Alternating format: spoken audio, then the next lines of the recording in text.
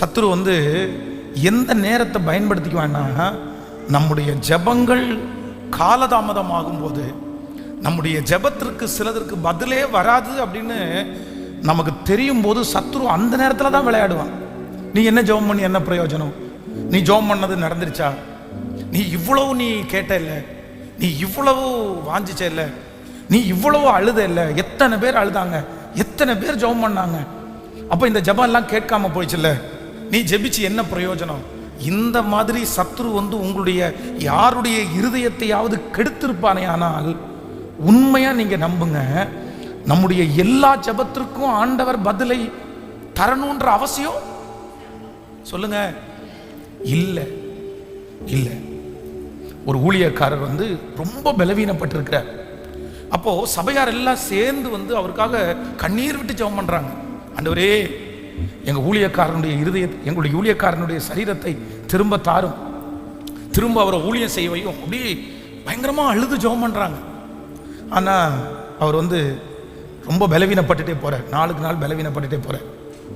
கடைசியில் அவர் வந்து மரித்தும் போனார். அப்போ அந்த சர்ச்சில் இருக்கிற ஒருத்தருக்கு வந்து ரொம்ப வருத்தம், நம்ம இத்தனை நாள் ஜெபம் பண்ணியும் வந்து இந்த ஊழியக்காரருக்கு ஒரு விடுதலை கிடைக்காம போயிடுச்சு, எப்படி ஆண்டவர் வந்து அவரை எடுத்துக்கலாம் அப்படின்னு ஒரே குழம்பி போய், நான் வந்து இனி இந்த ஆண்டவரை தேட மாட்டேன் அப்படின்ற மாதிரிலாம் வந்துட்டேன்.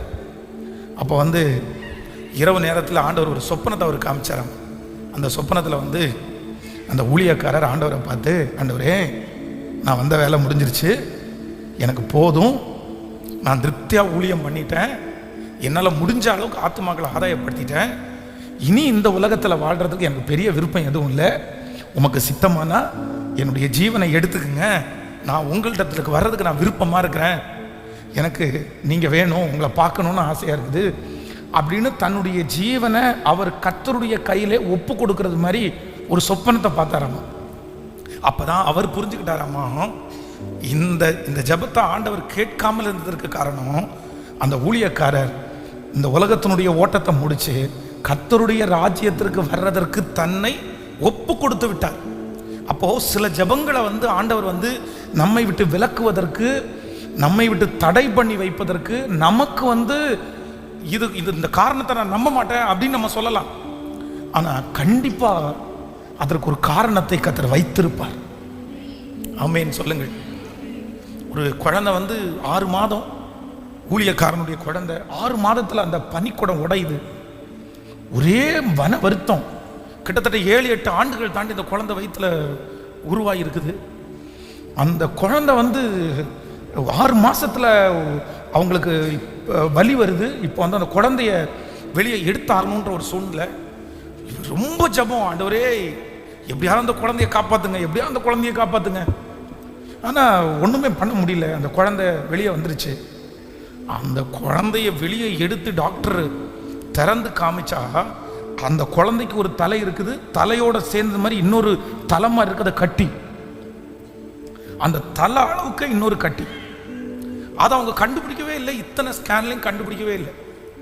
அப்போ வந்து அந்த டாக்டர்ஸ் வந்து அவங்கள கூப்பிட்டு சொல்கிறாங்க, இல்லை உங்களுக்கு தீமையெல்லாம் நடக்கலை, உங்களுக்கு என்னதான் நடந்திருக்கு அப்படின்னு சொன்னால், ஒருவேளை அந்த குழந்தை உலகத்தில் பிறந்திருக்குன்னா அந்த குழந்தைக்கு ஆப்ரேஷன் பண்ணி அந்த குழந்தை வந்து மன நிலைமை சரியானதாய் இருந்திருக்க முடியாது.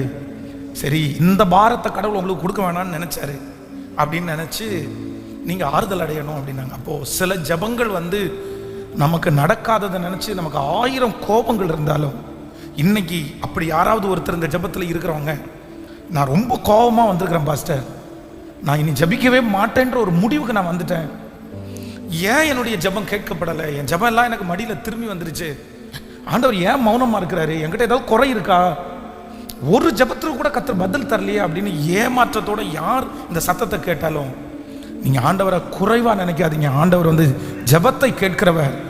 உங்கள் ஜெபத்திற்கு காலதாமதமானாலும் பதில் வரும். சில ஜெபங்களுக்கு பதில் கொடுக்காமல் இருப்பதற்கு காரணம் தீமை அல்ல, கண்டிப்பாக அதில் ஒரு நன்மை இருக்கிறது. அது ஏற்ற நாளில் அது நன்மையாய் முடியும். நீங்கள் சொல்லுவீர்கள், நான் ஜெபித்திருந்ததை கர்த்தர் கேட்டிருந்தால் இன்று இவ்வளவு பெரிய ஆசீர்வாதத்தை நான் பெற்றிருக்க முடியாது, அதனால என் ஜெபத்தை நீ கேட்காததற்கு நன்றி ஆண்டவரே, நன்றி ஆண்டவரே அப்படின்னு உங்களுடைய வாய் நிறைய சில காரியங்கள் தடையாய் போகலாம், சில காரியங்கள் உங்களை விட்டு போகலாம். அந்த காரியத்திற்காக விடாப்பிடியாய் உபவாசம் இருந்து ஜெபம் பண்ணி கடைசியில் உங்களுக்கு ஏமாற்றமாகவே வந்திருக்கலாம். நான் இவ்வளவு ஜெபம் பண்ணேன், எனக்கு நடக்கல அப்படின்னு நீங்க சோர்ந்தே போகாதீங்க. ஆண்டவர் சொல்றாரு, இல்லை, உனக்கு அதை விட ஒரு பெஸ்ட்டை நான் வச்சிருக்கிறேன், அதை விட ஒரு பெரிய மேன்மையை நான் வச்சிருக்கிறேன், அதை விட ஒரு பெரிய மகிழ்ச்சியை வைத்திருக்கிறேன். கைகளை உயர்த்தி ஒவ்வொருத்தரும் சொல்லுவோம், ஆண்டவரே நீர் கேட்காத ஜெபங்களுக்காய் உமக்கு ஸ்தோத்திரம். சொல்லுங்க சொல்லுங்க எல்லாரும், ஆண்டவரே நான் ஜெபித்தும் நீர் கேட்காத ஜெபங்களுக்காய் ஸ்தோத்திரம், நீர் கேட்காத ஜெபங்களுக்காக ஸ்தோத்திரம். என்மேல் அன்பு வைத்து இது எனக்கு ஆகாது என்று தெரிந்து, ஆண்டவரே இது எனக்கு தேவையில்லை என்று தெரிந்து என்னை உருவாக்குவதற்காக அந்த ஜெபத்தை நீர் கேட்காமல், ஆண்டவரே அந்த ஜெபத்தை நீர் ஸ்கிப் பண்ணதற்காய் உமக்கு ஸ்தோத்திரம் ஸ்தோத்திரம். என் கைகளை உயர்த்தி நான் உமக்கு நன்றி சொல்லுவேன். நீர் கேட்காத ஜெபங்களுக்காய், நீர் கேட்காத ஜெபங்களுக்காய் உமக்கு ஸ்தோத்திரம் ஆண்டவரே, உமக்கு ஸ்தோத்திரம் ஆண்டவரே. ஹல்லேலூயா. 2004 வருடத்தினுடைய அந்த கடைசி முடிவில் திருச்சியில் ஊழியத்திற்காக, திருச்சியில் அங்கே தான் பாஸ்டராக இருக்கிறேன். அப்போ ரொம்ப பலவீனத்தோட ஊர் வீட்டுக்கு ஹாஸ்பிட்டலில் அப்படி அலைஞ்சிட்டே இருக்கிறேன். எனக்கு பயங்கரமான ஒரு வெறி. அப்படின்னா எங்கள் பாஸ்டர் வந்து அப்படிப்பட்ட விதத்தில் எங்களை வளர்த்துட்டார். சரி, ஊழியம்னா செத்துருங்க, பிரச்சனை இல்லை, ஆனால் ஊழியம் கண்டிப்பாக செய்யணும் அப்படின்ற மாதிரி. ஊழியத்துக்குன்னா அர்ப்பணிச்சிட்டிங்கல்ல, கலப்பையின் மேல் தன் கையை வைத்து பின்னிட்டு பார்க்கிற எவனும் தேவனுடைய ராஜ்யத்திற்கு அப்படின்றத பாஸ்டர் அப்போவே எங்களுக்குள்ளே புகுத்திட்டார். அதனால் எனக்கு திருச்சியில் ஊழியமே செய்ய முடியல, ரொம்ப சிக்காயிட்டேன். அப்படியே ஆண்டவரிடத்துல கெஞ்சினேன், என்னன்னா ஆண்டவரே திருச்சியில் நான் சர்ச்சு நடத்துகிற அந்த ஜனங்கள் வந்து பார்த்தீங்கன்னா அவ்வளோ பாசமான ஜனங்கள், ரொம்ப பாசமான ஜனங்கள். நீங்களும் பாசமானவங்க தான், நிறைய பேர் ஆன்லைனில் இருக்கிறவங்களும் பாசமானவங்க தான். ஆனால் அவங்க வந்து அன்னைக்கு வந்து பயங்கரமான பாசத்தை காண்பிப்பாங்க. அவ்வளோ அந்த நான் அப்போ பேச்சுலர் தான் இருந்தேன்.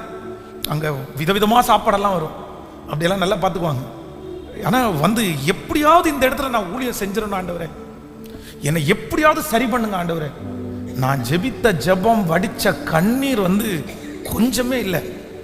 அவங்க ஒவ்வொரு மாதமும் வந்து கேட்பாங்க, பாஸ்டர் என்ன பண்ணலாம், நீங்கள் வந்து தொடர்ந்து ஊழியம் செய்கிறீங்களா? வேற யாரும் வர மாட்டேன், நான் தான் இந்த இடத்துல ஊழியம் செய்வேன், நீங்கள் வெயிட் பண்ணுங்க, நீங்கள் கொஞ்சம் பொறுத்துக்குங்க, நான் சீக்கிரமாக உடல்நிலை சரியாகி வந்து 6 மாதம் 2 மாதம் போட்ட எல்லா லீவுக்கும் தகுந்த மாதிரி ப்ரேயர் வச்சு உங்களை நல்லா நடத்திடுவேன் அப்படின்னு சொல்லுவேன். சொல்ல சொல்ல இன்னும் கொஞ்சம் டவுன் ஆகும். கடைசியில் ஒரு 6 மாதம் வரைக்கும் அந்த ஜனங்கள் வந்து சமாளிச்சிட்டாங்க. அதுக்கப்புறமும் அவங்களுக்கு ஒரு பாஸ்டர் இல்லைன்னா ரொம்ப கஷ்டம் தானே. அதனால் கடைசியில் என்கிட்ட சொன்னாங்க, நீங்கள் சரியாகி வாங்க, உங்களை நாங்கள் கண்டிப்பாக நீங்கள் பாஸ்டராக ஏற்றுக்கிறோம், ஆனால் எங்களுக்கு அதுக்கு முன்னாடி ஒரு பாஸ்டர் எங்களை வழி நடத்துறதுக்கு தேவை அப்படின்னு இன்னொரு பாஸ்டர் அப்பாயின்மெண்ட் பண்ணாங்க. எனக்கு ரொம்ப கவலை, நம்ம இவ்வளோ தூரம் ஜெபம் பண்ணி அதுவும் இந்த இடத்துல ஊழியம் செய்கிறதுக்காக தானே நம்ம இவ்வளோ கெஞ்சினோம். இந்த ஜெபத்தை ஆண்டவர் கேட்காம விட்டாரே, நம்மளை இன்னொருத்தர் அப்பாயின்மெண்ட் வரைக்கும் நம்மளை வந்து கர்த்தர் விட்டுட்டாரே. இனி நம்ம எப்படி அவரை போய் வெளியே போயிட்டு நம்ம எப்படி உள்ளே போகிறது, இனி அந்த ஜனங்களை சந்திக்க முடியாது. அப்படி பலவிதமான குழப்பம் இருந்துச்சு. ஆனால் இன்னைக்கு இந்த பலிபீடத்திலிருந்து நான் நன்றி சொல்லுகிறேன். என் ஜெபத்தை அன்னைக்கு ஆண்டவர் கேட்டிருந்தேன்னா, அன்னைக்கு அந்த சர்ச்சில் ஒரு 150 பேர் இருந்தாங்க. ஒருவேளை 150 பேர் ஒரு 200 பேருக்கு நான் வந்து ஒரு பாஸ்டராக இருந்திருப்பேன். ஆனால் இத்தனை 1000 ஜனங்களுக்கு என்னை போதகராக மாற்றணும்னு ஆண்டவர் சித்தம் வைத்திருக்கிறார். ஸோ நான் இன்னைக்கு எதுக்கு நன்றி சொல்லணும் அப்படின்னு சொன்னா, என் ஜெபத்தை கேட்டதற்காக அல்ல, என் ஜெபத்தை கேட்காததற்காக உமக்கு நன்றி. என்னுடைய திட்டம் எனக்கு தெரியாது, உங்களுடைய திட்டம் உங்களுக்கு தெரியாது, உங்கள் பிள்ளைகள் மேல் வைத்திருக்கிற திட்டம் உங்களுக்கு குறைவாக இருக்கலாம். ஆனால் நீங்கள் ஜெபிக்கிறதற்கும் வேண்டிக் கொள்வதற்கும் நீங்கள் நினைப்பதற்கும் அதிகமாய் உங்கள் மேலும் என் மேலும் இது நடக்கும். கரங்களை தட்டி கொண்டிருக்கும் போதே நடக்கும். உன் நினைவுகள் என் நினைவுகள் அல்ல, உன் வழிகள் என் வழிகளும் அல்லவென்று இஸ்ரவேலின் தேவனாகிய கர்த்தர் வாக்கு கொடுக்கிறார். உன் ஜெபம் கேட்கப்படாமல் போனதை குறித்து கவலைப்பட வேண்டிய அவசியமில்லை. நீங்கள் நினைப்பதற்கும் வேண்டிக் கொள்வதற்கும் அதிகமாய் உங்களுக்கு செய்ய போகிறதை உங்களுடைய கண்கள் காண போகிறது. நான் ஜெபித்தது அல்ல, ஜெபித்தது மட்டுமல்ல, ஜெபிக்காததையும் சேர்த்து உங்களுடைய பிள்ளைக்காக நீங்க ஜெபித்தது மட்டுமல்ல, ஜெபிக்காததையும் கர்த்தர் செய்வார். ஹல்லேலூயா. என் பிள்ளைக்காக இவ்வளவு ஜெபித்தோம், இவ்வளவு கண்ணீர் வடித்தோம், எதுவுமே நடக்கலையே அப்படின்னு சோர்ந்து போன அந்த தாயாருடைய இருதயத்தை கர்த்தர் பலப்படுத்தி, கர்த்தர் முதுகை தட்டி, கர்த்தர் வாக்கு கொடுக்கிறார், உன் இருதயம் கவலைப்பட வேண்டிய அவசியம் இல்லை. உன் பிள்ளையை குறித்து நீ ஜெபித்ததை விட பெரிய திட்டத்தை அவர்கள் மேல் வைத்திருக்கிறேன். சீக்கிரமாய் சீக்கிரமாய். ஆமேன் ஆமேன். கர்த்தாவே, கரங்கள் தட்டி கொண்டிருக்கும் போது பரலோகம் ஆமேன் சொல்லட்டும். தேவனுடைய சமூகத்திலிருந்து அந்த பதில் கடந்து வரட்டும். இது ஒரு சாட்சியாய் மாறட்டும். ஹல்லேலூயா. தகப்பனே ஸ்தோத்திரம். நீர் ஜெபத்தை கேட்கிறவர், என் ஜெபத்தை தள்ளாத கர்த்தர். மாம்சமான யாவரும் உம்மை தேடி வருவார்கள். ஹல்லேலூயா, ஹல்லேலூயா.